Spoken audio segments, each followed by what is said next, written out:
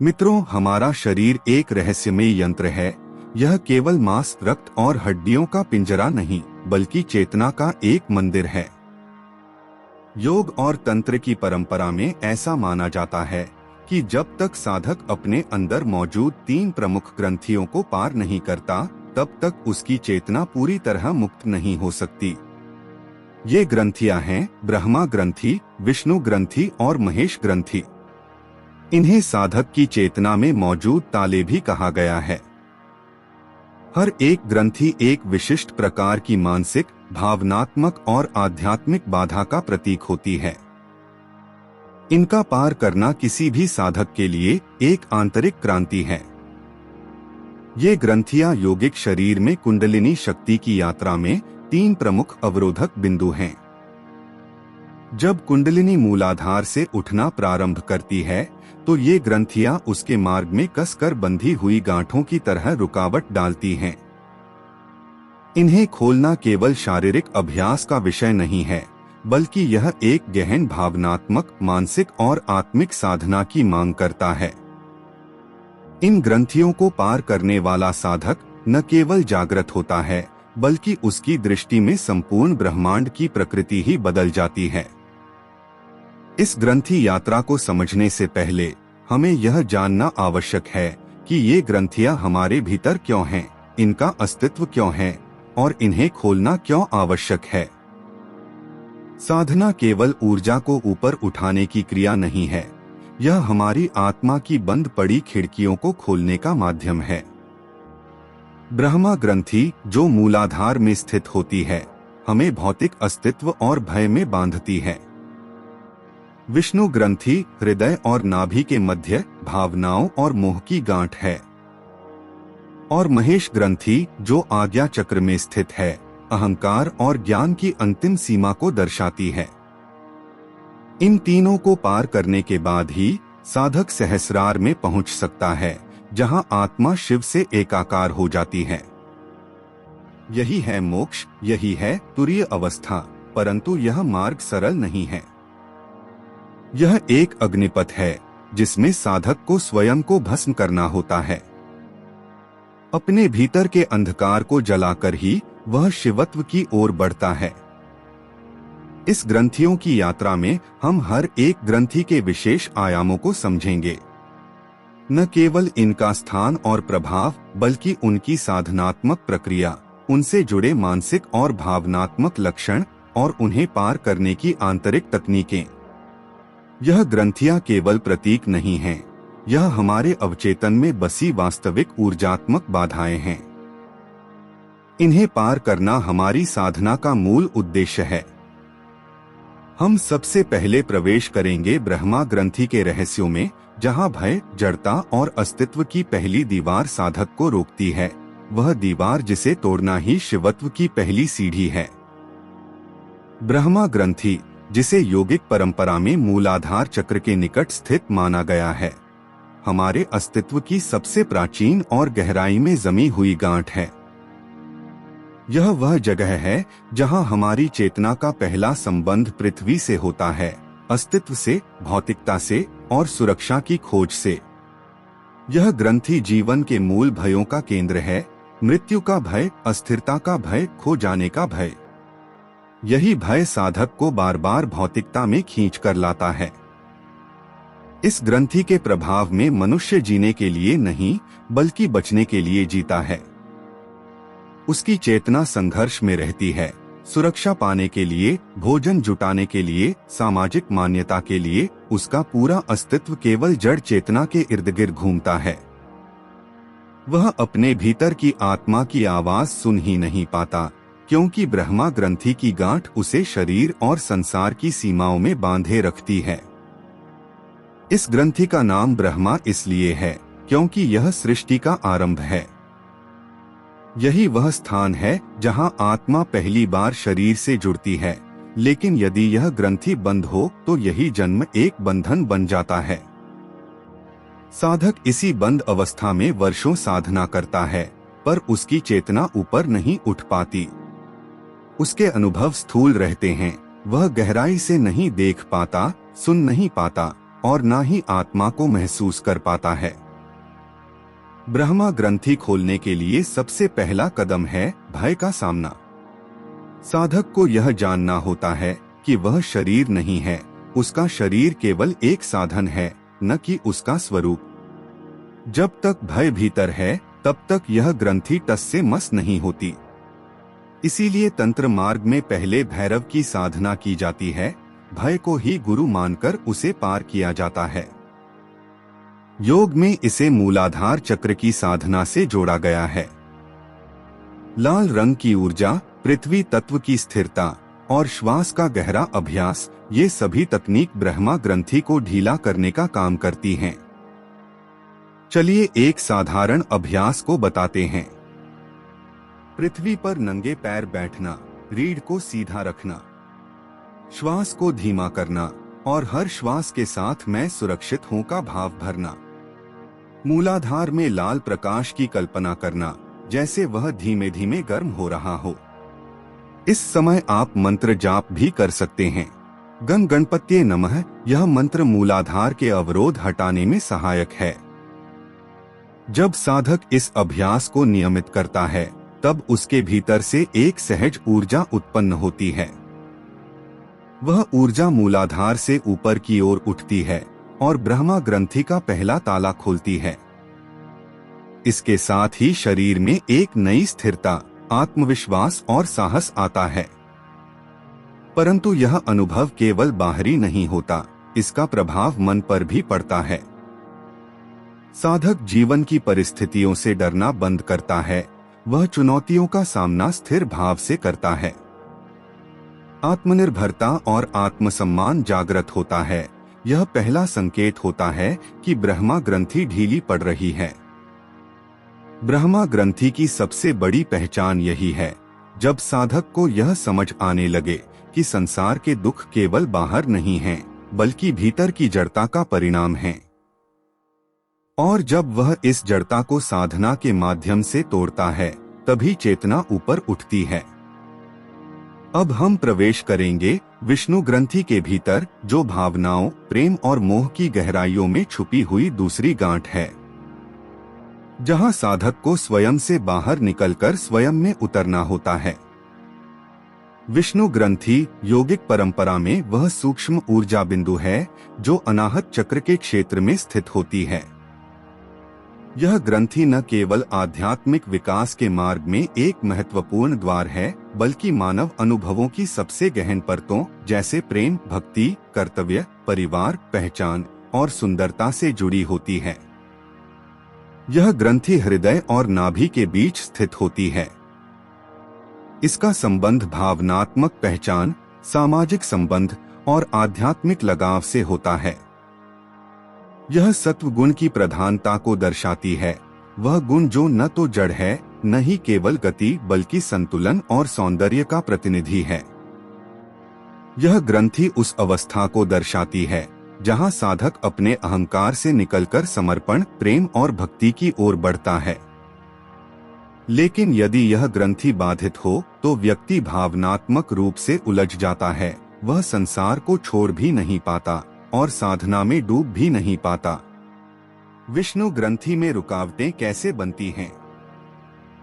जब साधक रिश्तों के मोह, संस्कारों की पकड़ और कर्तव्य के भ्रम में फंस जाता है, जब उसे अपनी अच्छाई पर गर्व होने लगता है, जब भक्ति में वह स्वयं को खो नहीं पाता बल्कि अपने भक्ति भाव पर अहंकार करता है। यहाँ पर व्यक्ति अक्सर मैं अच्छा हूँ, मैं धार्मिक हूँ, मैं सेवा करता हूँ जैसे विचारों से ग्रसित हो जाता है, और यही सत्व का अहंकार विष्णु ग्रंथि की सबसे गहन रुकावट बन जाता है। विष्णु ग्रंथि को खोलने का उपाय: निष्काम भक्ति यानी भक्ति करना परंतु फल की अपेक्षा के बिना मैं भक्ति कर रहा हूँ यह भावना भी त्याग देना। जो भी कार्य करो उसे शिव को समर्पित करो, स्वयं को कर्ता न मानो। सेवा करो पर सेवक होने का अहंकार न हो। ध्यान को सिर से हटाकर हृदय में केंद्रित करो। भावों को रोको नहीं पर उनसे बंधो भी नहीं। साक्षी भाव से अपने भीतर उठते प्रेम, पीड़ा, क्षमा और करुणा को देखो। जब विष्णु ग्रंथि खुलती है तो व्यक्ति बिना प्रयास के दूसरों से जुड़ने लगता है, वह सभी में ईश्वर का दर्शन करने लगता है। न सेवा का दंभ रहता है, न विरक्ति का प्रदर्शन, केवल मौन प्रेम और मधुर उपस्थिति शेष रहती है। वह न भक्त कहलाना चाहता है न गुरु, वह केवल प्रवाह में बहता है। जैसे विष्णु जल में विश्राम करते हैं, वैसे ही साधक प्रेम की लहरों में स्थिर हो जाता है। भक्ति में जो डूब गया वह स्वयं ही विष्णु हो गया। विष्णु ग्रंथि खुलने पर साधक को अक्सर हृदय के क्षेत्र में कंपन, मीठा दर्द, अनाहत ध्वनि और कई बार द्रवित कर देने वाला मौन आनंद अनुभव होता है। वह रोता है, पर वह रोना दुहक से नहीं होता, वह चेतना के स्पर्श से उत्पन्न पिघलाव होता है। अब हम प्रवेश करेंगे महेश ग्रंथि की भीषण ऊर्जा में, जो अहंकार का अंतिम द्वार है। महेश ग्रंथि यह वह द्वार है जो साधना की सबसे अंतिम और सबसे भयावह परीक्षा है। यह स्थिति आज्ञा चक्र और सहस्रार के मध्य उपस्थित होती है और यह केवल शक्ति का नहीं, पूर्ण आत्मविलय का द्वार है। यह ग्रंथि साधक को न केवल आध्यात्मिक अहंकार से परे ले जाती है, बल्कि उसे स्वयं की मृत्यु अहम के संपूर्ण विसर्जन के लिए तैयार करती है। यह ग्रंथि आज्ञा चक्र के पीछे मस्तिष्क की गहराई में स्थित होती है। यह महाशून्य की ओर ले जाने वाला मार्ग है, जहाँ कोई विचार, कोई स्मृति, कोई पहचान नहीं टिकती। यही वह स्थान है जहाँ साधक कर्ता से अकर्ता, साधक से बोध और अंततः अस्तित्व से शून्यता की ओर बढ़ता है। महेश ग्रंथि में क्या होता है? यहाँ साधक को अपने संपूर्ण स्व का विसर्जन करना होता है। न केवल सांसारिक अहंकार, बल्कि साधुता का, ज्ञान का, गुरु होने का अहंकार भी यहीं समाप्त होता है। यही वह स्थान है जहाँ मैं जान गया, मैं जाग गया जैसी भावनाएं भी मृत्यु को प्राप्त होती हैं। जहाँ मैं मिटता है वही शिव प्रकट होता है। महेश ग्रंथि की रुकावटें हैं आध्यात्मिक अनुभवों का गर्व, जैसे मैंने ध्यान में यह देखा, मुझे सिद्धियां प्राप्त हुई। महेश ग्रंथि की दूसरी रुकावटें हैं गुरु का भाव, जैसे अब मैं मार्ग दिखा सकता हूँ। किसी भी प्रकार की आत्मछवि, मैं अब इवोल्व्ड हूँ, मैं लाइट हूँ, मैं ब्रह्म स्वरूप हूँ। यह सभी सूक्ष्म अहंकार के रूप हैं जो साधक को अंतिम विलय से रोकते हैं। महेश ग्रंथि को पार करने की विधि। पूर्ण मौन का अभ्यास, कोई मंत्र नहीं, कोई कल्पना नहीं, केवल मौन में स्थित हो जाना। मैं ध्यान कर रहा हूँ, यह भी त्याग देना। यह ध्यान नहीं है, यह केवल स्थिति है। गुरु के प्रति समर्पण, जहाँ मैं कुछ कर रहा हूँ यह समाप्त हो जाए। गुरु या परम सत्ता स्वयं साधना करें, साधक केवल साक्षी रहे। मृत्यु का ध्यान, स्वयं को हर दिन मृत मानकर साधना करना, मैं नहीं हूँ, इस अनुभूति को अनुभव करना। जब महेश ग्रंथि खुलती है तो साधक अब किसी से अलग नहीं महसूस करता। उसे अपने अस्तित्व की कोई आवश्यकता नहीं रहती। उसकी दृष्टि में संसार और निर्वाण में कोई भेद नहीं होता।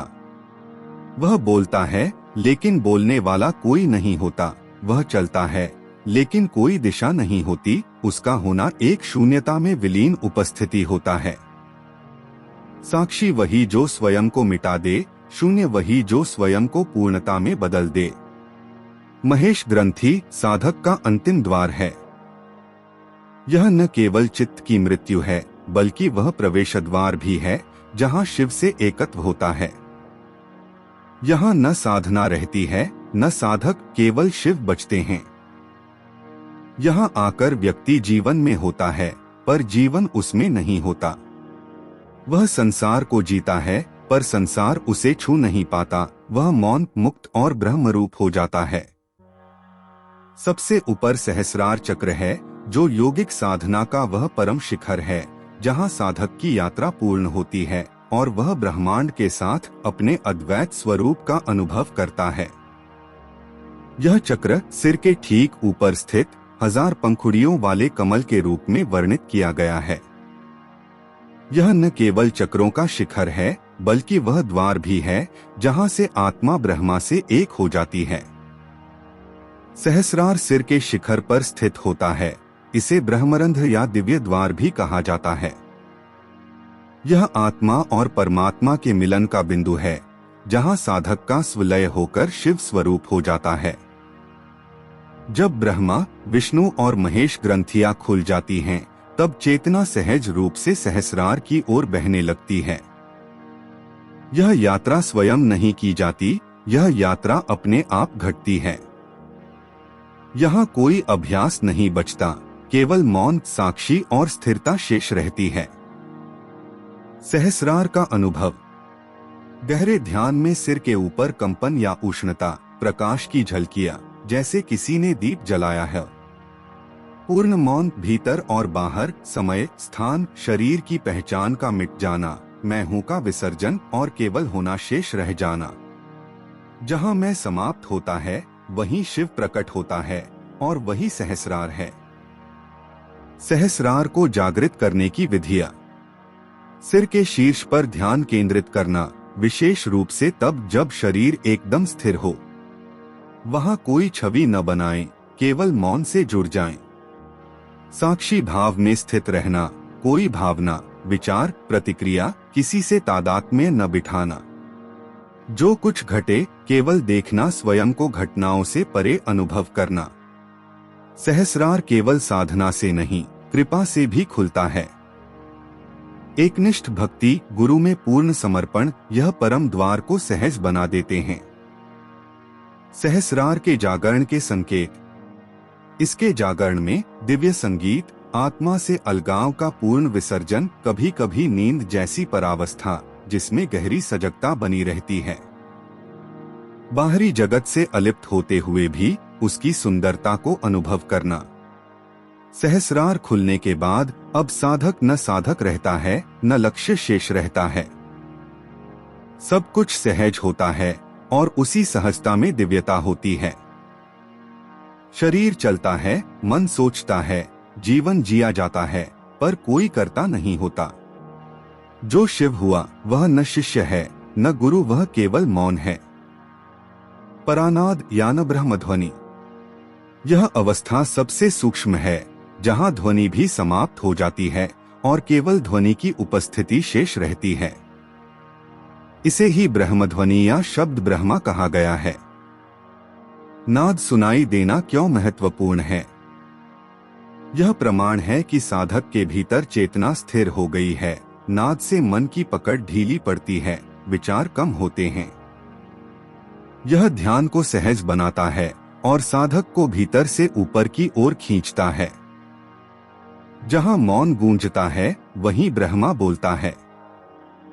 यहाँ एक गहरा रहस्य है। सिद्धियां जब स्वीकार की जाती हैं, तो वे सीमित बन जाती हैं, पर जब उनका त्याग किया जाता है, तो वे सहज रूप से साधक के अंग बन जाती हैं, बिना किसी प्रयास के।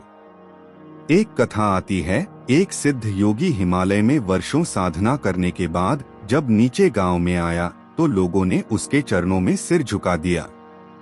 योगी ने कहा, मुझे मत पूजो, मैं भी तुम्हारी ही तरह एक पथिक हूँ। पर लोगों ने कहा, आप जल पर चल सकते हैं, ये कोई साधारण बात नहीं। योगी मुस्कराया और बोला, मैंने ये साधना 30 वर्षों में पाई, पर मेरा शिष्य प्रेम से नौका चलाकर उसी नदी को पार कर गया। अब सोचो, क्या मेरा जल पर चलना सिद्धि है या मोह? जब शक्ति मौन हो जाए, तो वह शिव बन जाती है, और जब साधक शक्ति को पहचानने से इनकार कर दे, तो वह शिव का ही रूप बन जाता है। जब साधक सहस्रार तक की यात्रा पूर्ण कर लेता है और सिद्धियों की परीक्षा पार कर शिवत्व के मौन में स्थित हो जाता है, तब जीवन एक पूर्ण चक्र पूरा करता है। लेकिन इस चक्र की समाप्ति कोई निष्क्रिय विराम नहीं है। इसके बाद होता है पुनरागमन, चेतना का संसार में लौटना।